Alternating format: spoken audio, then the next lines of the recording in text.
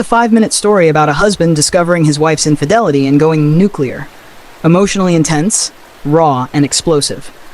This story is fictional, for dramatic effect, and portrays the emotional fallout in a relationship broken by betrayal. Title: The Chair by the Window. The day was too normal. The kind of normal that sets your teeth on edge if you've lived long enough to know when something's off. Ethan came home early. He had landed the quarterly bonus at work and thought he'd surprise Rachel with her favorite tie from that spot on 5th, and the bottle of red wine she always said tasted like cherries and sunsets. He had even put his phone on silent so nothing would distract from what he hoped would be a quiet, romantic evening. He walked in without knocking. It was his home, after all. "Ratch," he called out. Silence. He stepped into the living room, puzzled. Her coat was on the hook. Her purse tossed on the side table. So she was home. Then he saw it. Rachel was sitting in the armchair by the window, the one she always curled into with a book.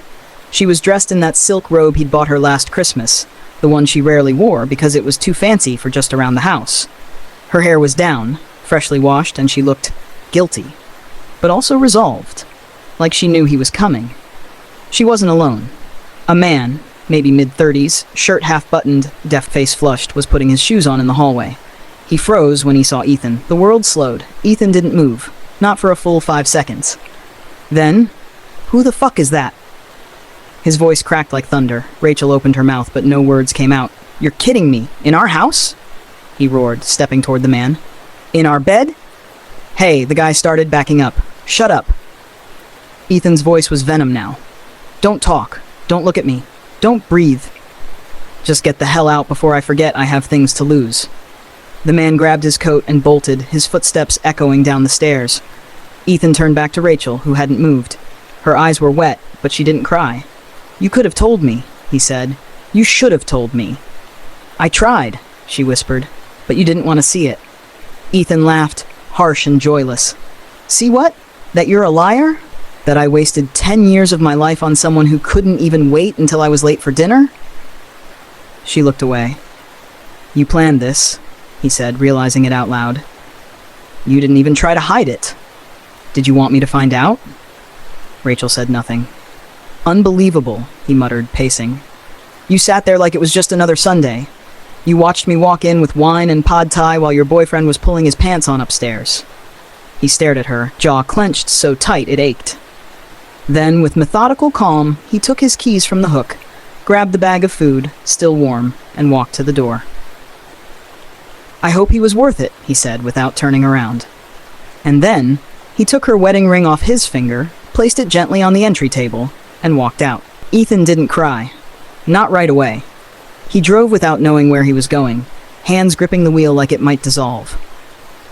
The bag of food sat untouched in the passenger seat. That damn wine bottle clinked every time he turned a corner, mocking him. It wasn't until he pulled into the parking lot at Miller's Point, that cliffside overlook where he and Rachel used to watch fireworks on the 4th, that the weight of it all collapsed on him. He screamed, loud, long, raw, like something inside him tore loose and refused to go quietly. And then he sat there, breathing hard, sweating even though the night had turned cold. Meanwhile, back at the house, Rachel hadn't moved from the chair. Her phone buzzed. Once, twice. She ignored it. The room was quiet, but her mind was a war zone. She didn't regret Ethan. She regretted breaking him. For years, they'd been two ghosts pretending to be whole. She hadn't done it to hurt him, not at first. But the moment she let someone else touch her, she crossed a line she couldn't uncross, and still, the look on his face, she would carry that with her forever. 2 days passed. Ethan stayed at a hotel. He didn't answer her texts. He didn't go to work. He didn't tell anyone, not even his brother. On the 3rd morning, he returned. He didn't knock. Rachel was in the kitchen. She stood when she saw him. He held up a hand. "Don't speak. I'm not here to fight. Just listen." She nodded. "I talked to a lawyer," he said. "The papers will come next week. I'm not staying here. You can have the house. I want the dog." She opened her mouth, and he shook his head. "No, you don't get to be sad right now. You already made your choices." "I didn't plan for you to find out like that," she whispered. Ethan laughed again. "You planned it by letting it happen. Don't lie to both of us." He walked past her into the bedroom, came back out with a duffel bag of his things. As he turned to leave, she reached out. "Ethan?" He paused. His shoulders were heavy, but still proud. "I loved you," she said. "Even when I didn't know how to show it." He didn't look back. "You know what the worst part is?" he said, voice thick with grief. "I still do." Then he walked out. He didn't stop. Epilogue, 6 months later. Ethan sat in the small apartment he now called home. It smelled like fresh coffee and cedar. A dog, Max, dozed at his feet. On the table, a photo of him and Rachel still sat face down.